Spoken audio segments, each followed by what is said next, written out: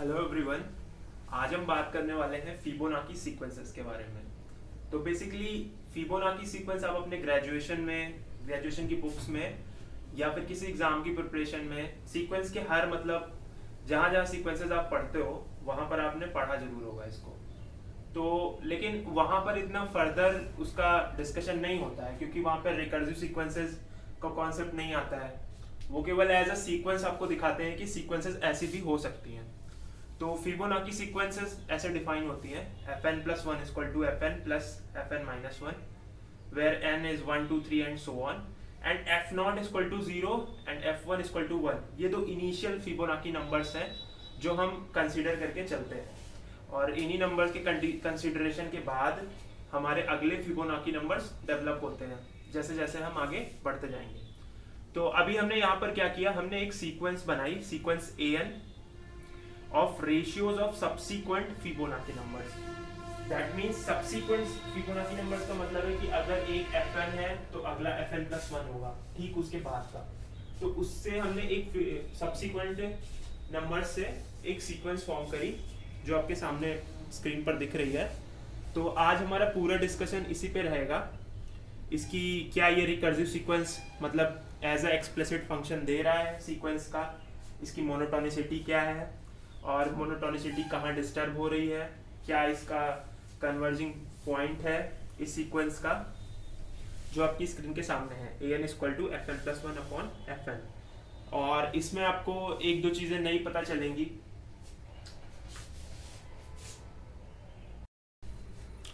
तो अभी हम इस मतलब जो हमारी फिबोनाची सीक्वेंस हमने अभी जिससे हमने एक सीक्वेंस लेट करी थी फिबोनाची नंबर से, sorry, an is equal to fn plus n plus 1 upon fn, ऐसा कुछ हमने कंसीडर किया था।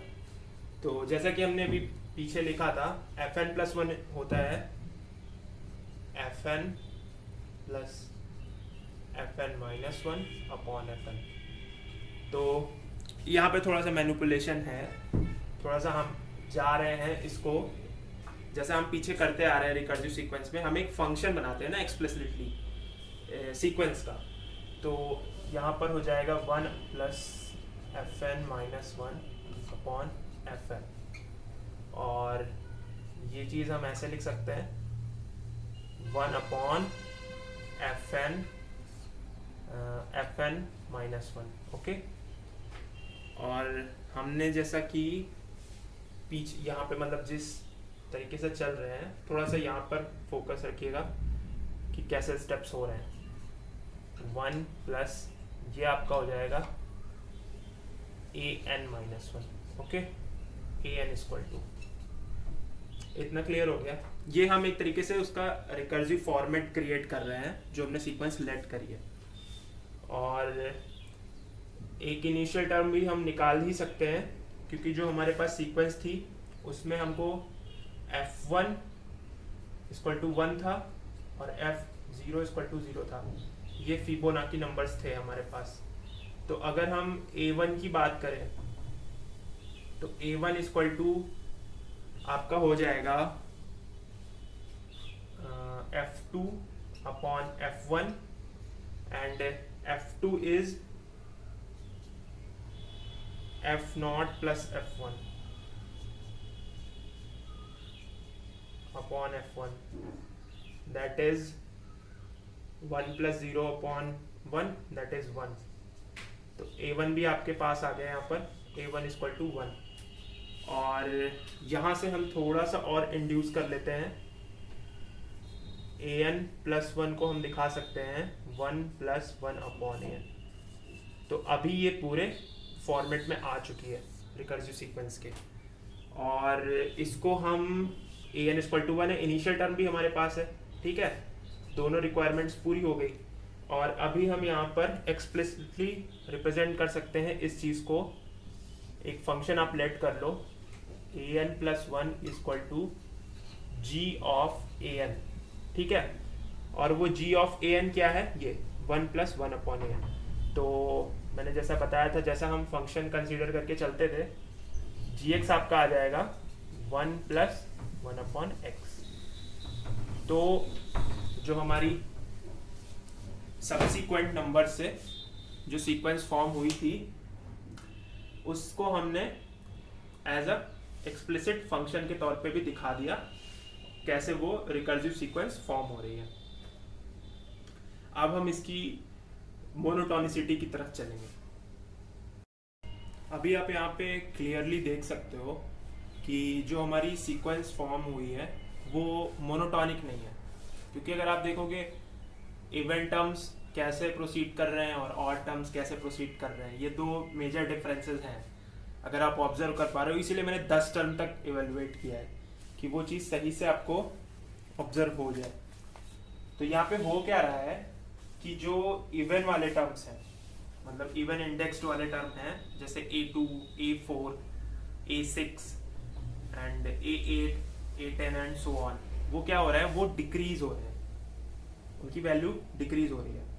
और जो ऑड इंडेक्सिंग वाले टर्म्स हैं A1, A3, A5, A7, A9, वो इंक्रीजिंग है, वो सारे टर्म इंक्रीजिंग ऑर्डर में चल रहे हैं। तो यहाँ पे तो मोनोटोनिसिटी डिस्टर्ब हो गई पूरी। अब हम क्या करें, ये प्रॉब्लम होगी यहाँ पर। तो दो चीज़ें ऑब्जर्व हुई हैं कि जो हमारी इवन इंडेक्सिंग है, इवन इंडेक्स हमारा डिक्रीजिंग ऑर्डर में है और ऑड इंडेक्स हमारा इंक्रीजिंग ऑर्डर में। तो अभी हम क्या कर सकते हैं यहाँ पर जिससे हम एक मतलब मोनोटोनिसिटी इस सीक्वेंस के अंदर ला पाए। अब ये जो चीज़ है ना, ये काफ़ी इंटरेस्टिंग है कि हम कैसे यहाँ पर इंट्रोड्यूस करेंगे इस सीक्वेंस में मोनोटोनिसिटी। और वो चीज़ मतलब एक बार आपके 2020 जैम में पूछी भी जा चुकी है, वो भी आपको यहाँ पे शो हो जाएगी। तो हमारे जो ऑड इंडेक्सिंग वाले टर्म्स हैं like A1, A3, A5, A7, A9 and so on, उसको हम कुछ नए तरीके से रीडिफाइन करके लिख रहे हैं, उस पर ध्यान दीजिएगा। सबसे पहले हम अज्यूम करते हैं कोई C1 है जो A1 के बराबर है, और उसके बाद जो हमारा C2 है वो A3 के बराबर है। अब A3 हमारा G ऑफ A2 है, क्योंकि हम पहले जानते हैं जो हमने रिकर्सिव सीक्वेंस डिफाइन करी है उसमें हम साफ साफ जानते हैं कि जो an+1 है वो G ऑफ an है, तो वहां से ये चीज आई। ठीक है, an+1 equal to G of an। तो अगर G ऑफ A2 आ गया तो A2 भी तो G ऑफ A1 है, तो G ऑफ A1। ओके, तो ये बन गया गॉग ऑफ A1, और A1 हमारा किसके इक्वल लेट किया था हमने, C1 के, तो गॉग ऑफ C1। ओके, तो ये हमारा पहला कुछ डिफाइन करने का सेकेंड टर्म मतलब तरीका हो गया C2। अब सिमिलरली C3 हमारे पास आएगा A5, तो वो हो जाएगा G A4 and that will be equal to G of A3 and that will be equal to gog of A3 which will be equal to G of A3 is equal to C2। Okay, तो अभी आप देखो कि ये जो pattern बन रहा है C1 equal to A1, C2 equal to gog of C1, एक तरीके से रिकर्सिव वाला पैटर्न यहाँ भी बन रहा है ना, एक इंडेक्स ज्यादा एक इंडेक्स कम। लेकिन नई चीज क्या आई, ये जो कंपोजिशनल फॉर्मेट आया ये नई चीज है। ठीक, अब 2020 में जो क्वेश्चन आया था इसी के फिक्स पॉइंट पर आया था, उन्होंने थोड़ा सा इंटरप्रिटेशन फॉर्म में पूछा था। तो ऐसी सीक्वेंसेस में ये कंपोजिशन वर्क करता है, तो इनके भी फिक्स पॉइंट एग्जिस्ट करते हैं। और ये तो वो थोड़ा ऑब्जर्वेशनल चीज है, यहाँ से अगर किसी बच्चे ने ये चीज पढ़ी होगी तो वहां पे उसका दिमाग काम कर गया होगा। C3 हो गया आपका, और C4 आपका हो जाएगा A7, और ये आपका हो जाएगा G of A6 which is equal to G of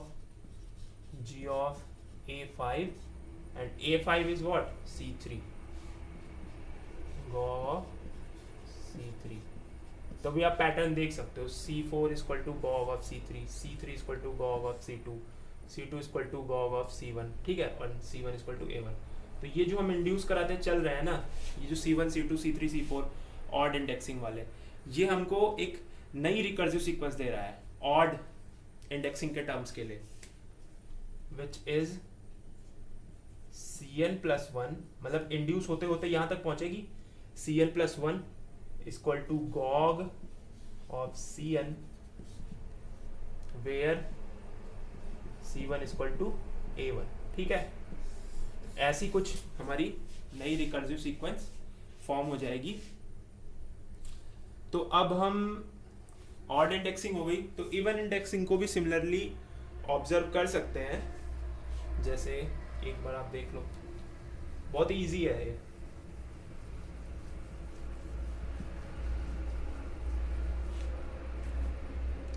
तो इवन टर्म्स हमारे A2 से स्टार्ट होंगे, और A2 को हम कोई नया टर्म मान ले, like D1 equal to A2, ये हम लेट करके चल रहे हैं।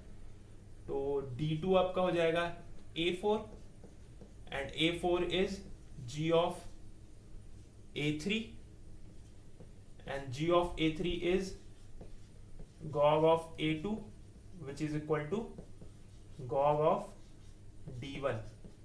तो भी आप देख लो D2 gog of D1, ये रिकर्सिव के फॉर्मेट में आ गया, जैसा कि फंक्शन चलता है, ठीक है, रिकर्सिव का।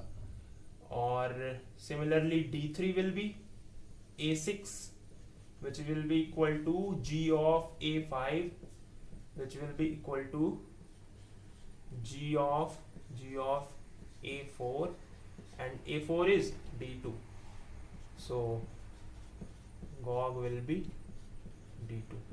तो यहाँ भी वो चीज़ फॉलो हो रही है, D3 इसके इक्वल है। सिमिलरली अगर इंड्यूस करते हुए चले, मैं भी लिख नहीं रहा हूँ, यहाँ से आप इंटरप्रेट कर सकते हो, पिछला मैंने लिख दिया था, ऐसे से इंटरप्रेट करते चले जाएं।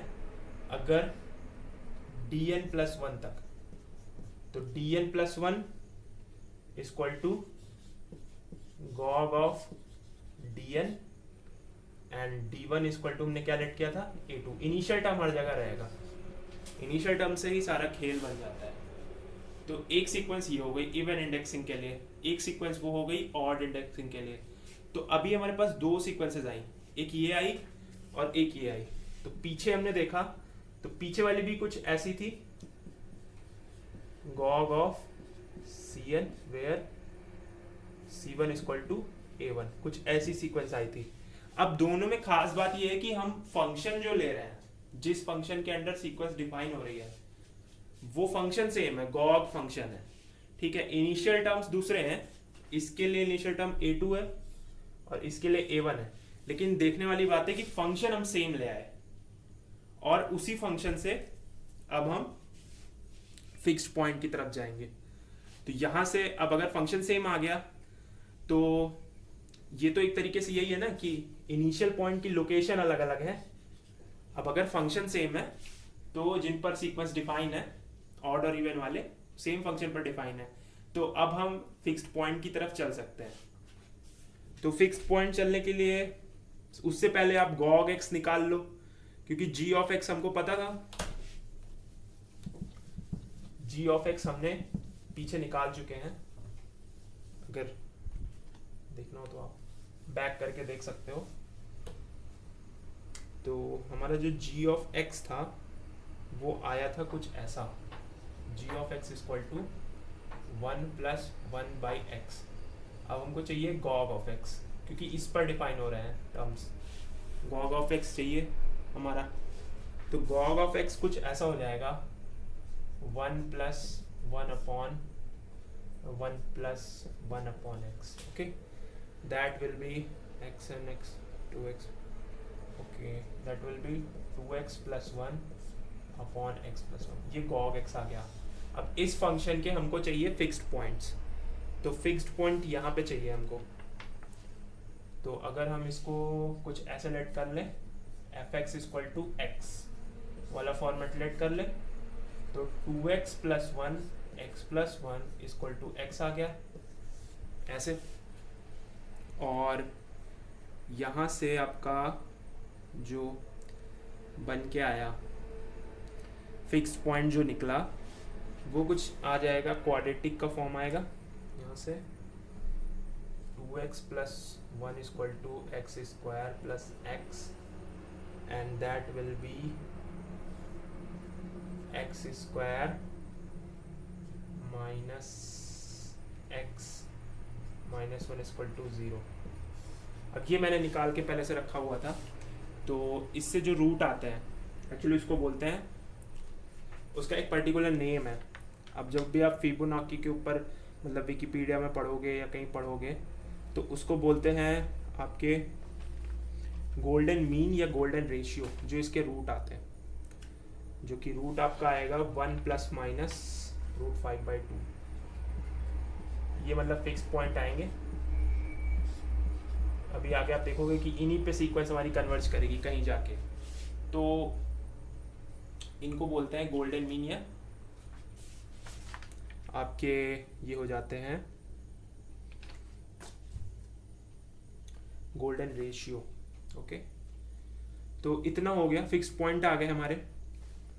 अब फिक्स्ड पॉइंट आने के बाद हमको चेक करनी पड़ेगी, इसकी डोमेन बनानी पड़ेगी हमारी, और उस पर चेक करना पड़ेगा जैसा कि हम रिकर्सिव में करते हैं। फंक्शन हमारा अब सीक्वेंस का ये है, अब ध्यान से देखना, जो सीक्वेंस का फंक्शन है अब ये है, चलेगा इस पे सीक्वेंस डिफाइन हो रही है गॉग पे। इसका मतलब ये है, अगर कोई सीक्वेंस गॉग मतलब Cn और Dn ऑब्वियसली दोनों गॉग पे डिफाइन थी पीछे, तो यहाँ पे Cn+1 क्या हो जाएगी, Cn+1 हो जाएगी आपकी 2Cn+1 upon Cn+1 where n is equal to 1 2 3 and so on।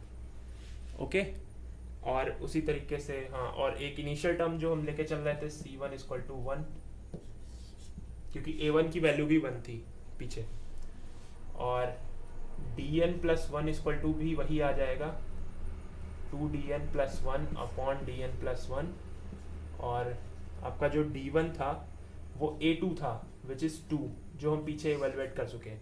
तो ये पोर्शन हमको इससे मिल गया, जो हमारा जो फंक्शन कंस्ट्रक्ट हुआ गॉग का। अब हम चलेंगे फिक्स्ड पॉइंट की लोकेशन और इनिशियल पॉइंट की लोकेशन को नंबर लाइन पे शो करेंगे, जिससे हमारे इंटरवल फॉर्म होंगे और उन इंटरवल पे हम मोनोटोनिसिटी चेक करेंगे। अब थोड़ा सा लोकेशन ऑब्जर्व करने वाली बात है कि अगर आपका जो यहाँ पे कहीं ये है 1 ऑब्वियसली छोटा होगा, कुछ ऐसा आया है रूट, और ये मान लो आप यहाँ पे है, कुछ ऐसा है, तो जो हमारा D1 है वो 2 है, तो 2 तो ऑब्वियसली बड़ा होगा, तो D1 की लोकेशन यहाँ पे है, और 1 जो है 1 √5 का अंडर रूट हो गया अपॉन 2, 1 यहाँ कहीं आएगा, तो इसका मतलब C1 जो है वो यहाँ पे लाई कर रहा है। अब इसके पीछे हमको कोई काम नहीं है, हमको बस जहां जहां हमारे इनिशियल पॉइंट लाई करते हैं हमको उन इंटरवल्स में चेक करना है, क्योंकि सीक्वेंस तो उठेगी या तो यहाँ पर या तो यहाँ पर। ऑब्वियसली इवन वाली यहाँ पर है और ऑड वाली यहाँ पर है, तो इसके बियॉन्ड जाने का तो कोई फायदा नहीं है, फिक्स पॉइंट के इधर ही देखना है हमको। मतलब ये इंटरवल देखना है और एक ये इंटरवल देखना है, तो 2 इंटरवल देखने हैं हमको, जिसपे फंक्शन का नेचर देखना है, एक ये और एक आपका रहा ये। इन 2 इंटरवल्स पे हमको फंक्शन की मोनोटोनिसिटी या सीक्वेंस की मोनोटोनिसिटी चेक करनी है। अब सीक्वेंस इनमें लाई करती है तो ऑब्वियसली लिमिट पॉइंट तो हो ही सकता है इनमें कुछ भी। तो अगर हम ध्यान से देखें तो जो हमारा ये फंक्शन बना था fx, अब ये जो है यही खूबसूरती है, क्योंकि इसमें जो है अगर सीक्वेंस को कन्वर्ज करना है तो आप जो रियल सीक्वेंस में पढ़ के आए हो कि जो कॉम्प्लीमेंट्री पेयर होते हैं वो ऑब्वियसली एक लिमिट को कन्वर्ज करते हैं। तो अगर आपकी इवन टर्म्स वाली सीक्वेंस यहाँ लाई कर रही है और ऑड टर्म वाली सीक्वेंस यहाँ लाई कर रही है, तो ऑब्वियसली ये इंक्रीज होके यहाँ पे कन्वर्ज करेगी, ये डिक्रीज होके यहाँ पे कन्वर्ज करेगी, तब तो यूनिक लिमिट पॉइंट मिलेगा और सीक्वेंस कन्वर्जेंट होगी। तो फिबोनाची सीक्वेंस तो ऑब्वियसली कन्वर्जेंट होती है, तो वो कन्वर्जेंट कैसे है वो यहाँ पे प्रूफ हो रहा है, यही मैं दिखाने की कोशिश कर रहा था। तो ये जो C1 है इसकी जो सीक्वेंस है और जो D1 है इसकी सीक्वेंस है, ऑब्वियसली ये इवन वाली है, ये ऑड वाली है। तो ऑड वाली इंक्रीज होके यहाँ पे कन्वर्ज कर रही है और इवन वाली डिक्रीज होके यहाँ पे कन्वर्ज कर रही है। तो वो तो मैंने इंटरप्रेट कर लिया क्योंकि हमें प्रूफ करना था कन्वर्ज करने के लिए। तो इसको मतलब दिखा देते हैं एक तरीके से। तो जो हमारा फंक्शन था 2x + 1 अपॉन x + 1, अगर इसका आप f डैश निकालो, f डैश अगर आप निकालोगे तो वो ऑब्वियसली पॉजिटिव है हर x के लिए। कुछ ऐसा आया था 1x + 1 whole square which is positive for all x। अब फॉर ऑल x के लिए पॉजिटिव हो गया तो दोनों इंटरवल पे f डैश जो है वो ग्रेटर देन 0 है। इसका मतलब है कि सीक्वेंस इसी में स्टे कर रही है। ओके, सीक्वेंस इन्हीं इंटरवल्स में स्टे कर रही है। ऑड वाली इसी में स्टे कर रही है जहां से इसका इनिशियल पॉइंट है, मतलब इसी में स्टे कर रही है, इसी में मोनोटोनिक होगी। अब वो कैसी भी हो वो हम टर्म वाइज चेक कर लेंगे। और ये भी इसी में स्टे कर रही है, इससे इधर नहीं आ रही है, और वो उसी में मोनोटोनिक है। वो हम चेक कर लेंगे कि वो इंक्रीजिंग है कि डिक्रीजिंग है। तो अभी हम पहले देख चुके हैं ना कि जब हमने 10 टर्म निकाले थे तो वहां पे हमने देखा था कि इवन वाली क्या हो रही थी, वो इंक्रीज हो रही थी। C1 का नेचर तो हम ऑब्जर्व ही कर चुके हैं ना, जो हमारे A1 A3 A5 वाले हैं वो इंक्रीज हो रहे थे, और जो DN थी वो डिक्रीज हो रही थी, जो हमने टर्म बताया अभी। तो A2 A4 A6 and so on, तो ये वाले डिक्रीज कर रहे थे। ठीक, तो C1 जो थी हमारी इवन थी, सॉरी C1 ऑड वाली थी सब सीक्वेंस, और DN जो थी वो इवन वाली थी। एक इंक्रीज कर रही है वो इधर चल के इस पे कन्वर्ज कर रही है, एक डिक्रीज कर रही है तो इधर चल रही है, दोनों आके इस पे कन्वर्ज कर रही है। तो वो रियल नंबर वाला कॉन्सेप्ट, कॉम्प्लीमेंट्री पेयर एक लिमिट पे कन्वर्ज करेगा तो सीक्वेंस कन्वर्जेंट होगी। और इसको बोलते हैं हम अपने गोल्डन मीन, जहां पे फिबोनाची कन्वर्ज करती है, या गोल्डन रेशियो, दो नाम है। ठीक है, कुछ भी बोलो, गोल्डन मीन है गोल्डन रेशियो। ठीक, अब हाँ, अब ये तो खत्म हो गया। अगर किसी को इसमें कुछ डाउट आया हो तो वो कमेंट सेक्शन में ज़रूर लिख सकता है, पर काफ़ी इंटरेस्टिंग चीज़ है ये। अभी आप देख सकते हो यहाँ पे, अभी इसके जैसे मैं 2 प्रॉब्लम्स दे रहा हूँ, आप उनको ट्राई करिएगा, मतलब सेम पैटर्न पे यही प्रोसीजर फॉलो करना है उनमें भी। मैं दे रहा हूँ, 1 सेकेंड।